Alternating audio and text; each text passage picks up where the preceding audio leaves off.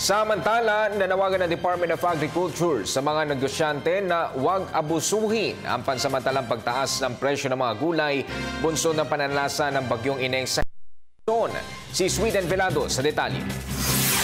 Nanawagan ang kagawaran ng pagsasaka sa mga market trader o nagtitinda ng mga gulay na huwag maging mapagsamantala sa pagtataas ng presyo ng kanilang mga produkto dahil sa bagyong Ineng. Alam po natin dumaan po itong bagyong Ineng. Gaya po na sabi ko, I don't think it's an issue na wala po tayong supply ng gulay. But it's really bringing it from A to B dahil nandun nga po ang kalakihan ng supply na nanggagaling sa Benguet. At nahirapan lang po siguro dalhin po ito dito sa mga merkado natin sa Maynila. Nito lamang nakaraang Sabado at Linggo, ilang mga mamimili ang nagulat at nagreklamo dahil sa pagdoble ng presyo ng mga gulay. Sa Commonwealth Wet Market, ang carrots na dating 50 pesos kada kilo, ngayon 50 pesos kada piraso na. Abot sa 240 pesos kada kilo. Mula sa 60 pesos per kilo, ngayon ay 180 pesos per kilo na ang repolyo.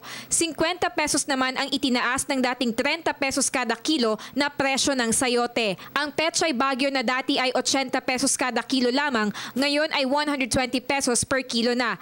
60 pesos hanggang 100 piso ang itinaas sa presyo ng broccoli, cauliflower at lettuce. Ayon sa market vendor na aking nakausap, hindi nila maiwasang magtaas presyo dahil sa ngayon, sa mall sila kumukuha ng supply ng gulay at mataas din talaga ang presyo doon. Halos lahat yung mga gulay dito binili sa mall kasi mas mura daw yung sa mall. Bininta namin dito tapos yung mataas din talaga gulay kasi walang makuha na ng gulay. 80% ng mga itinitindang gulay dito sa Metro Manila ay Subalit sa lakas ng bagyong Ineng, ilang mga kalsada ang hindi madaanan sa rehiyon ng Cordillera kaya't hindi maibaba sa Maynila ang mga gulay. Naiulat din na umabot na sa mahigit 40 milyong piso ang halaga ng pinsalang idinulot ng kalamidad sa mga pananim sa CAR.